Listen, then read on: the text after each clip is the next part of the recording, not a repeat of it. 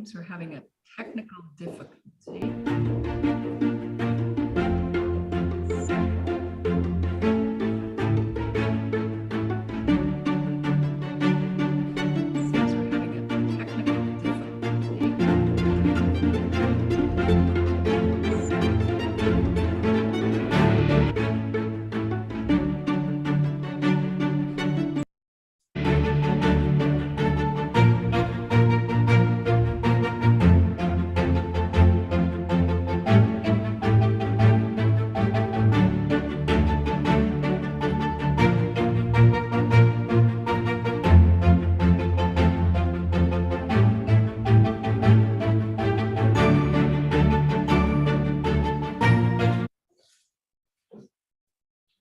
Hello, everyone. I'm Karen McNeil, author of the Wine Bible and editor of the digital newsletter Wine Speed. And this is a live virtual tasting with the great classic Sonoma winery, Jordan. It is, in fact, Jordan's 50th anniversary year this year, and we'll talk about that in a few minutes. But first, I want to thank you for being here. If this is the first time you're joining us, welcome. And if you've been with us before, we are really glad you are back. I'm joined today by Maggie Kruse, who is Jordan's winemaker and who is following in the giant footsteps, really, of Rob Davis, who, as the longtime winemaker for Jordan, made Jordan's Chardonnay and Cabernet into two of the most recognizable and popular wines in the entire United States. So Maggie, welcome. So great to have you. Thank you for having me. I'm very excited to be here. Yeah. You know, we're going to taste in a few minutes your 2020 Russian River Chardonnay and your 2018 Cabernet from the Alexander Valley. But let's talk for a few minutes about Jordan first, because the winery was begun in, if you do your math, right, 1972 by Tom and Sally Jordan, who I think of them as, you know, they didn't think small. They thought big. What was their motivation in beginning Jordan? Well, Tom and Sally were Francophiles. They loved everything French. So French architecture. In your beautiful video, you could see pictures of the chateau, French-inspired cuisine and hospitality, and particularly their wines. And so when they founded the winery, they really wanted to create and craft wines that they wanted to drink themselves. So we've always had a Bordeaux-inspired Cabernet. And then we started with that with our first vintage in 1976. And then along came our Chardonnay that we'll taste in a little bit. And you'll see that's also very French and Burgundian inspired as well.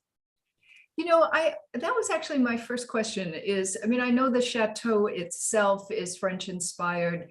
To some extent, the landscaping is French inspired. But you feel that the wines themselves are also French inspired. In what way, though, specifically?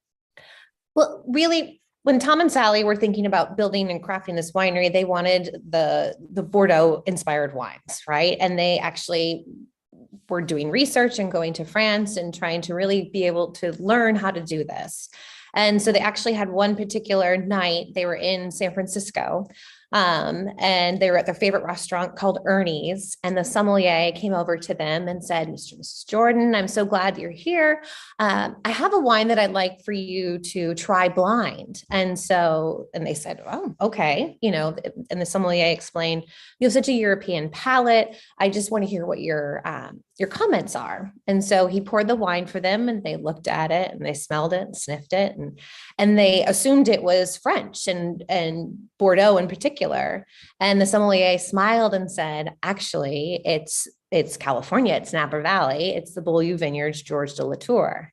And so that was kind of their aha moment when they realized that California could actually make wines of this caliber that could somewhat compete with France. I mean, there's only one Bordeaux, but at least we can be as inspired as possible. And so while Rob Davis was their first winemaker in 1976, they hired Andrei Celichev, who actually was making that wine at the Georges de Latour, the 68, that it totally inspired them. They hired him as the consulting winemaker, and he and Rob together made the first 20 plus vintages of Jordan Cabernet. So I think that's also a testament to our consistency from year to year and how we can really be truly French inspired and have the same style every year.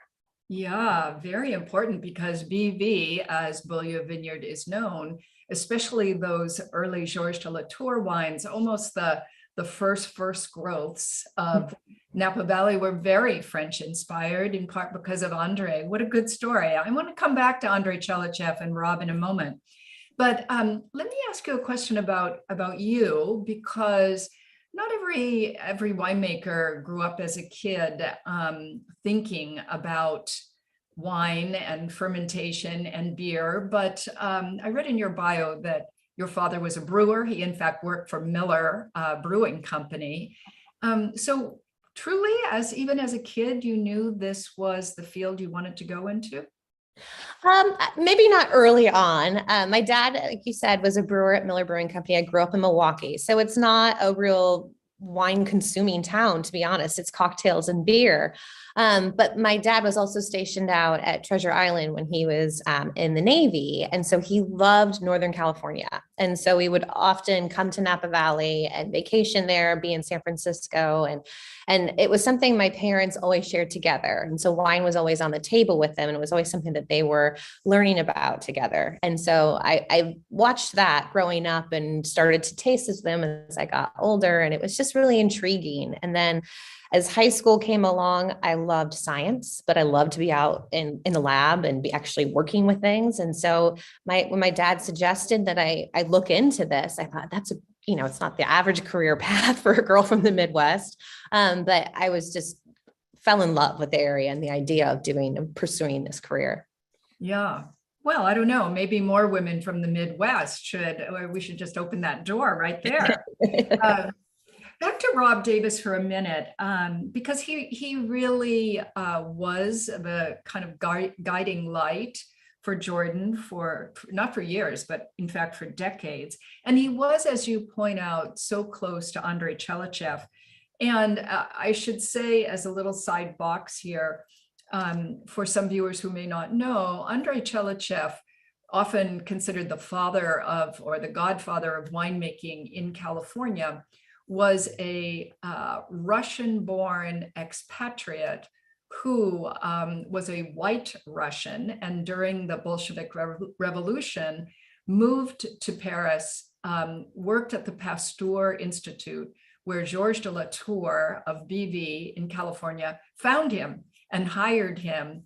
Andre came back with Georges de Latour in the 1930s to the Napa Valley to find wine country that held lots of potential, but that was nothing really. It was just farm towns.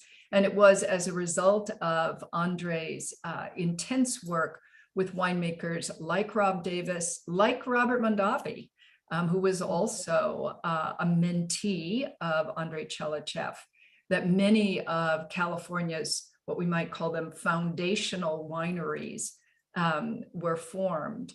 And I know that that Rob and in fact that the Jordans considered Andre very pivotal to Jordan's early success. Is that right? Absolutely. He was really brought on early on when it was about planting the vineyards and really setting up the whole cellar and the fermentation room and even choosing for the right coopers and our large oak tank room. He was instrumental in every decision made early on. And he taught Rob how to make French inspired wines. And for 44 years, actually, Rob was making those wines. It's a huge career and very successful.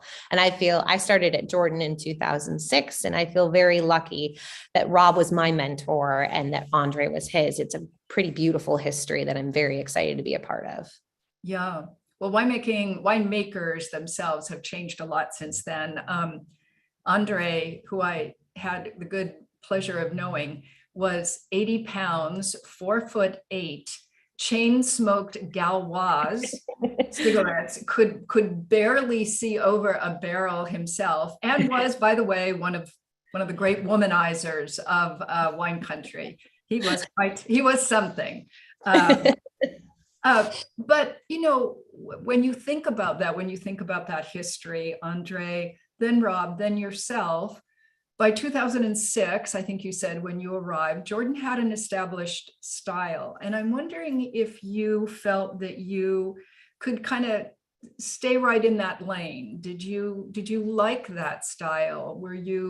Have you been kind of itching to change it a little bit or take it to another step? That's a great question, because we've been the same. We've always made one Chardonnay and one Cabernet from our first decade. And well, of course, the creative side in me wants to change something. I just constantly want to improve. I've worked with Rob for many years, and he taught me how to make wines in this style. But I also was able to witness Rob go from really just focusing on our estate fruit to also purchasing fruit from the other areas of Alexander Valley. And so to witness that and the success, he was getting even better fruit, making a better wine, but still in the same style. So Jordan drinkers weren't seeing this, total departure of what Jordan was, but he was constantly trying to improve and find better sites for growing Cabernet. So I was really inspired by that and really excited to see, yes, you still can make changes, but still be true to a certain style.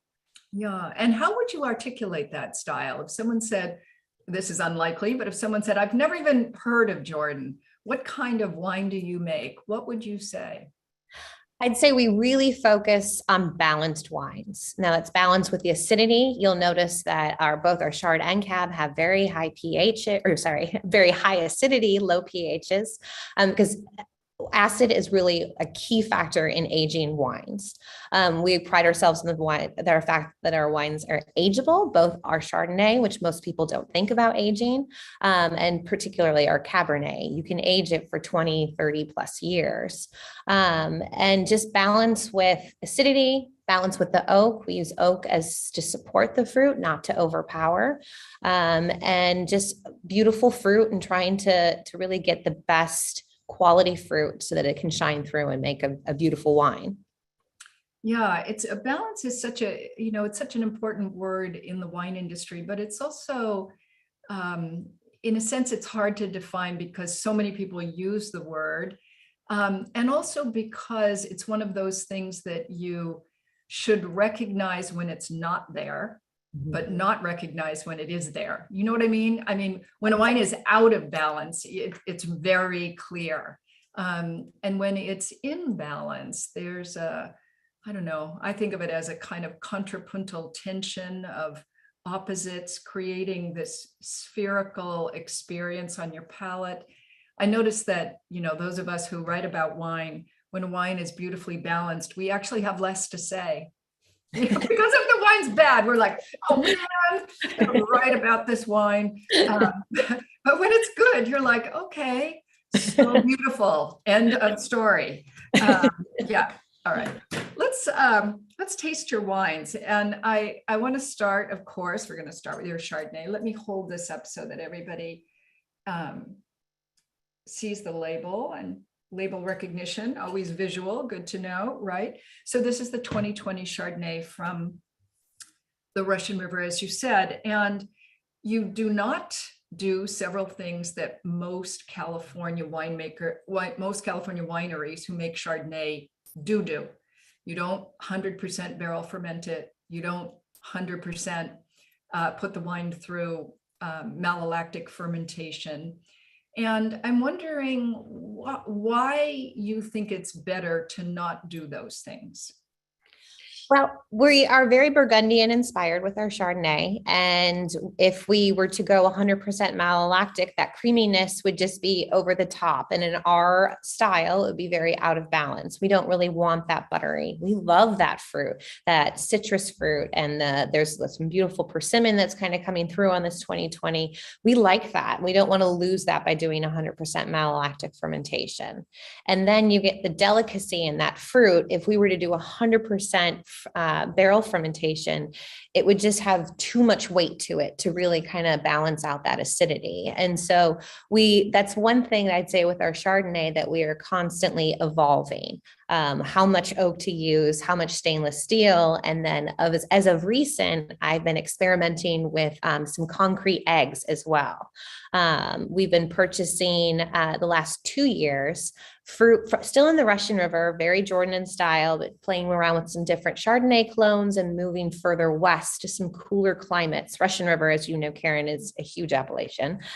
So moving west, it is getting cooler climates and even more delicate flavors. So we found that maybe if I play around with some concrete, the wine will evolve and age and breathe, but still have that minerality and those beautiful, delicate flavors. Yeah, I mean, the idea of concrete, again, for viewers who may not have seen or tasted many wines in concrete eggs, they do take on a very distinct flavor that is, I don't know if it's minerality exactly, but it's something like that. And we all use the word minerality because that's about the closest good metaphor we have.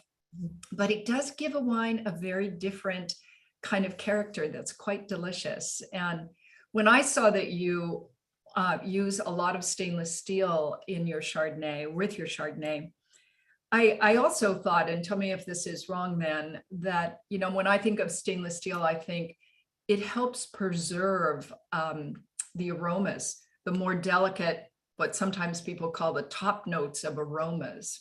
Mm-hmm. And it helps to preserve almost a freshness as well in this steel. Yes.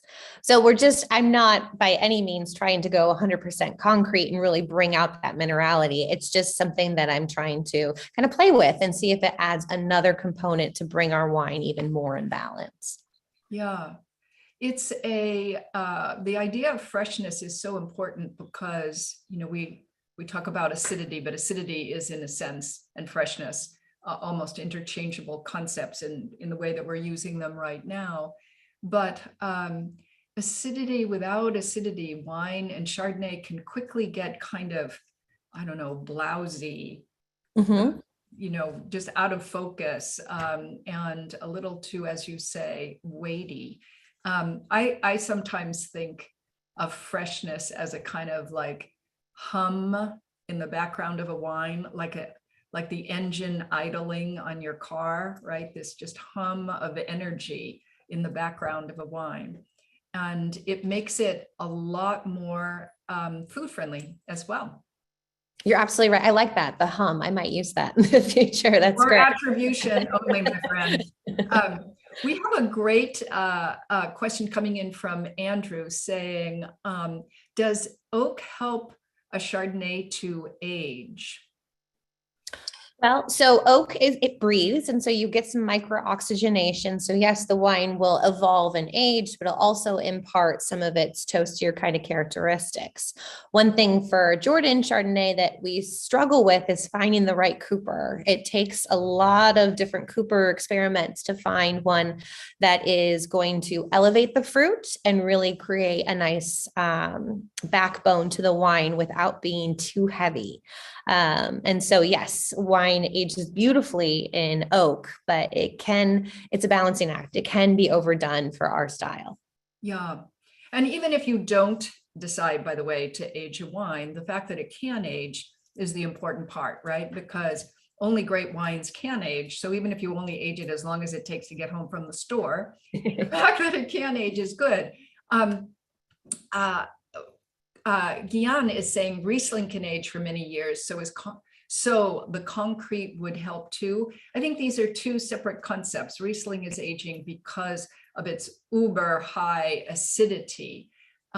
Concrete is allowing wine to breathe because concrete is a bit porous like oak. And it's very slow to raise in temperature, and it's very slow to cool down in temperature, excuse me. So wine is very stable in concrete, but it doesn't take on any oaky flavors, which is why I'm assuming it's fun to work with for you as well, Maggie. Absolutely correct. Yes. Yep. All right. A couple more questions and then we'll move on. Daryl is saying, are you mixing the age of the barrels besides having different coopers with whom you work? That's a great question. And it's something that has also changed in my time here at Jordan.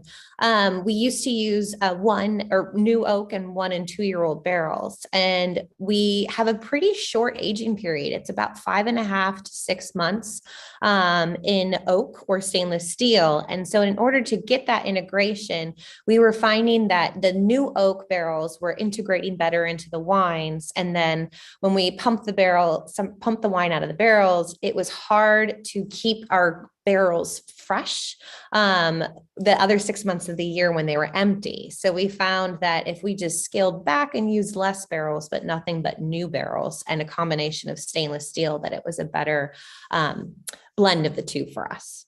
Yeah, so interesting. I can't not take this question. Hi, Sam, asking, as he usually does, a really interesting question. He says, I understand your focus on balance, but how do you address the issue of making the Chardonnay complex? Oh, great question. For us, that's really about the right vineyard site and the right fruit to bring that complexity. When you just have a beautiful Chardonnay fruit that is pressed off. So all of our Chardonnay, when we pick it, is brought in the middle of the night. We start picking usually at about 10 p.m. and then the first load is ready here at the winery at 1 a.m. And so we're out underneath the stars and the moon, crushing this fruit. And it's usually, I'd say, anywhere from 45 to 55 degrees when it gets here, and it locks in that beautiful freshness, and that acidity is completely different than if we would pick the fruit later in the day, as it would warm up at 70 degrees or even higher. So really the timing of the picking and night harvesting certainly help, and by all means, the vineyard location. So we've been working the last few years on changing up different Chardonnay clones.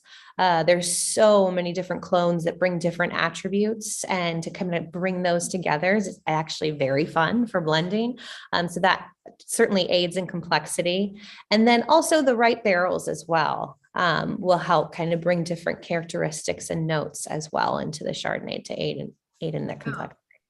You know, we should note too, that's reminding me that, you know, sort of in the beginning, for if wine's about 8,000 years old, for 7,999 or 95 of those years, before the last 50 years, when science really moved forward very fast, there were no viticulture, there were no enological techniques to enhance complexity. Complexity did come from one thing. It came from vineyard sites. Mm-hmm. And that's how all classification systems, or at least it's how the Burgundian classification system of Grand Cru is, of course, based not on what a winemaker might do, but on the inherent complexity of a site, which no one can make. And also, well, I guess you can take it away. You can mess it up, but you can't make a site give you a Grand Cru level wine. Let's go to the Cabernet, because I've got so many good questions, I think, about this. Let me hold up Jordan's Cabernet. Lots of people, I think, would recognize this label because I think you've won the Wine and Spirits magazine restaurant poll as most popular restaurant Cabernet more than anybody. I don't know how many times, but certainly more than anybody. So Maggie, first let's talk about texture. Mm-hmm. I'm wondering how, when I think of, if I were asked about Jordan's Cabernet, the first thing I would say is it does not have a steel door tannin. It doesn't have monolithic hard tannin. And I'm wondering how you think about tannin and how you get this relatively svelte kind of tannin. I think that's definitely what Jordan is probably most known for, is our really just smoother, silkier, more approachable tannins, especially in a young wine.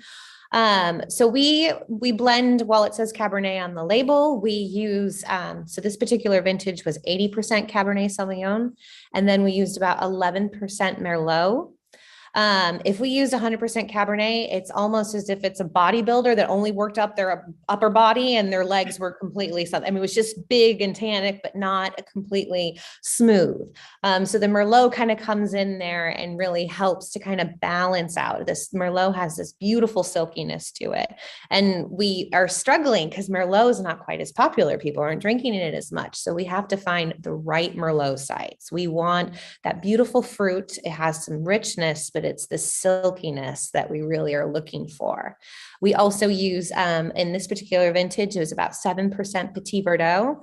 Petit Verdot also has some great tannins, but they're different than the Cabernet. So it kind of helps to balance each other out and adds another layer of complexity there. And then about 2% Malbec was into this vintage. So I think really blending it really aids in it being much more of a silkier style. Also, the timing of picking. I like our wines to be fresh. We use science and numbers to back up our decisions, but our palates are leading the charge in picking our wines. So we'll go out, and if it's a low sugar level, but it tastes rich and concentrated and beautiful, I'll pick it. We like to have a lower alcohol wine. We're always under 14%. So I think that really helps as well. But I think also the timing of picking of the fruit with locking in the fresh fruit flavors and not trying to go for more of the preserve kind of style characteristic.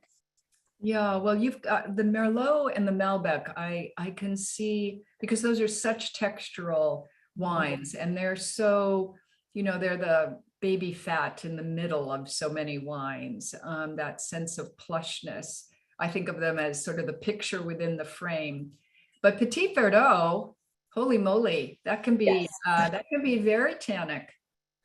Absolutely. And it really depends. You have to have the right site for Petit Verdot. That's what we've discovered. We had some beautiful estate Petit Verdot that we recently just pulled out just because the vineyard was done and no longer producing what we were looking for. But it was working on the estate for us for many years. And it just had, as it fermented, it had this beautiful blueberry characteristic. It was really nice. And then the tannins, they were just very strong, but not nearly as strong as some other sites where we had tasted and sampled some Petit Verdot. So I think that's very site specific as well. Yeah. Yeah. Any reason there's no Cabernet Franc? We, kind of flirt with Cabernet Franc every year. We've grown it on the estate for our style. And Rob always teased that I was hired in my interview because he said, what is the one thing you don't like in Cabernet? And I said, I don't like greenness or vegetal characters. And Cabernet Franc is one of those that I'm not saying we won't ever put it back in, because I hope to find it in Alexander Valley, but it's one where it's hard to be able to pick it where the fruit is still fresh, but there's no longer any green characteristics. So we're still looking for it. I'd love to bring it back, but it really is important that we find the right Cabernet Franc site. Boy, that's a balancing act then, because apart from Cabernet Franc, even Cabernet Sauvignon can have, I don't mind what I think of as chaparral greenness or sage greenness, which is different than vegetable water greenness, right? But if you're staying under 14 and you don't want any green flavors, that's a band of vineyards there that is not in every vineyard in the world. You're absolutely right. And that's really when I came on, why we stopped. We just started picking the best blocks off of our estate and started purchasing fruit from other areas in Alexander Valley. Because really, in order to kind of get rid of that, keep the freshness and the low alcohol and bright acidity and the nice fruit, we had to explore other areas of Alexander Valley. Yeah. Diane is asking if there's a focus on specific clones of Cabernet. And I can't resist saying, most of the great wines in the world, as in like 99.9% of them, are not a single clone. And in fact, in history, it would have been impossible because people didn't know very much about clones until about the 1920s. So if there are single clone wines, you're likely to find them in a place like the New World in California, but I don't think that's what you do either. No, So it's interesting. We're replanting on the estate here. And so we were going through and trying to select the correct clones. And so there is a nursery that is up actually closer to Tahoe. It's at elevation, but they've secluded themselves from any other vineyards because they want to be sure that they're virus free. But you can go through and taste all the different clones, and our viticulturist and I went up there and tasted all of them. And you could definitely taste differences through all the clones. And for me with the Cabernet, what was most obvious was when you're chewing the skins and tasting all those tannins and really trying to kind of get a feel for that fruit. And it was quite obvious. It was, well, this is a beautiful grape, but it's not us. Those tannins are really strong. And so we found some that we had kind of been using for years that have been planted in some of our favorite sites. And then the newest one that we have planted, which we didn't have any experience previously, was clone 2, which is supposedly a Lafite clone that we were really excited about. It's really nice tannins, great fruit, and the sugar was still relatively low. So we're hoping that in a year or two, we'll be able to get our first grapes off of those vines. Wow, that's exciting. If it truly is a Lafite clone and it was bought in a suitcase or something, it has spent a long time being cleaned up from viruses, and that's very exciting. With that, or you went with a big handbag over to No, it supposedly says Lafitte, but you're absolutely right. There's a lot of cleaning up and changing of numbers. It's hard to really track all the old clones. Yeah. Let's talk for a minute about your sustainability program, because I mean, it's, lots of California wineries are now sustainable, and it's not news anymore when someone is. It's just good husbandry of vineyards. But I noted that you have what you call Pollinator Sanctuaries. I'm not sure I know what that is. Can you explain? So we've actually partnered with a group locally that is just helping us to plant the right indigenous plants in all throughout the areas of our property. We have 1,200 acres here. I think it's roughly about 100 of those acres, once we're finished, will be planted to vines. So we have a lot of open land. And so we felt that it was a responsible thing to do is to try and bring different pollinators back into this area. So we have a apiary as well on the property here that we work with some free flow hives where the honey literally just opens right out of the spigot.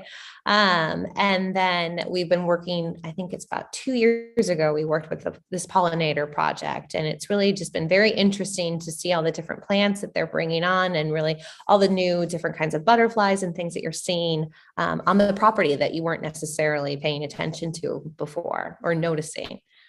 Yeah. And you also, I mean, I don't think you're biodynamic, but you do have a lot of animals on the estate as well, right? We do. And there were a number of different reasons. When we started to replant on the estate, we realized, okay, there are certain blocks that really had a lot of the methoxypyrazines, those kind of greenness. And it's really just about the soil. In our 50 years of being in business, we've learned a lot about viticultural practices. So some areas that were once vineyards are now open grazing land. And so we started our cattle project probably about 15 years ago, or maybe 10 to 15 years ago. And so we have cows on the property, and we have chickens as well. And we're hoping to get sheep and we're always talking about getting new animals. But frankly, the cows have really helped us in the past with the fires. Their natural grazing has helped kind of bring down and cut down a lot of the grasses that were in the back of the property that would have been at risk. Wow, how interesting. But you are not going into those businesses, or are you? We are not. No, it's just something that we feel that stewards of the land, that we need to be responsible, and they're fun projects for us to be a part of. But no, that's not another business we're going into. Yeah. I want to talk about for a moment, the idea, I call it corruption in wine, the idea that some of what can make wine appealing are kind of dark flavors that sound bad but taste good, like tar and blood and gaminess and saltiness, and I don't know, all these things that are kind of like, I mean, coffee, for example, isn't a very cleaned up flavor. There's an undercurrent of kind of corruption in coffee. But that is different than full-blown, really a fault, or at least something that some people feel awkward about, like Brettanomyces, let's say, which is a yeast. But I'm wondering where you stand on that, how you think about the purity of your flavors in Cabernet. We've always really tried to put a huge emphasis on the fruit. And when you spend so much time being out in the vineyard and trying to get just this beautiful, rich blackberry, the cassis and boysenberry and the black cherry characters, that's when you spend so much time working on those, that's really what you want to showcase. So for us, we don't typically get those different notes of tar or blood. On occasion, we'll get leather and chocolate, but I wouldn't say those are necessarily are different. But we really focus on the fruit and use barrels as just kind of, if you're a chef, they're essentially your spice rack, just to add a little bit of backbone and some kind of different spice notes. But it's something that we really want to focus on is the fruit. Yeah. So I've got two last questions, Maggie. One, the very last thing I want to ask you about is some of the events that you are going to be doing actually around the country in honor of your 50th anniversary. But before that, what are we likely to see from Jordan in the next, say, 10 years? You can't, by the way, ask this question. You can't say, what are we likely to see next year? Because viticulture is big, right? It happens in big blocks of time, not small blocks of time. So in the next 10 years, what might be happening at Jordan? One of the things we pride ourselves in is our consistency. So I don't think our wine styles will change, but we hope that they will continue to improve. We purchased for the first time ever, or since 72, we purchased about 50 acres in Northern Geyserville, and a new vineyard that we are literally pulling up right now and going to be replanting. So in 10 years that those vines should be in, and we'll have more control over them as we'll be actually growing and doing all of the vineyard work and not just working with growers. And also our estate will be in full fruit at that stage. And we'll be able to really evaluate which blocks are going to work for our style and which blocks will be selling for other people's wines and other styles. So I think our fruit will be really interesting. With the Chardonnay, like I said, I'm experimenting with concrete. So I hope that you'll find those beautiful, further west, more Pacific Ocean influenced Chardonnay characteristics just continue to be elevated. But stylistically, our wines will not change. And that's been since, the inception of the winery. Will we see more than 2 wines each year? Kent is asking. It's a great question. It's one I get very often. I'd be shocked if we were to produce another wine. John Jordan, second generation vintner, took over from his parents, and he loves to say we do 3 things right: Chardonnay, Cabernet, and hospitality. And I think that's what he wants to stick with. All right. And so tell us about these 50th anniversary events, because that is an amazing milestone for any California winery. Thank you. We're really excited. So the winery is celebrating 50 years, and John Jordan Foundation is celebrating 10-year anniversary. So they're kind of working together, and we have these big bottle parties. So we're going to be opening a 6-liter, 3 liters, and we have a Melchior, which is an 18-liter, 2 full cases of wine in 1 bottle, that will be going around to here in Healdsburg, one in Denver, and in Nashville. And we like to have a good time at Jordan, and our wines are so food friendly. So we've been working with local chefs, and the foundation is working with local charities in each of the cities. So it's really a great partnership with the foundation and each city with their chefs and locations. We're really excited.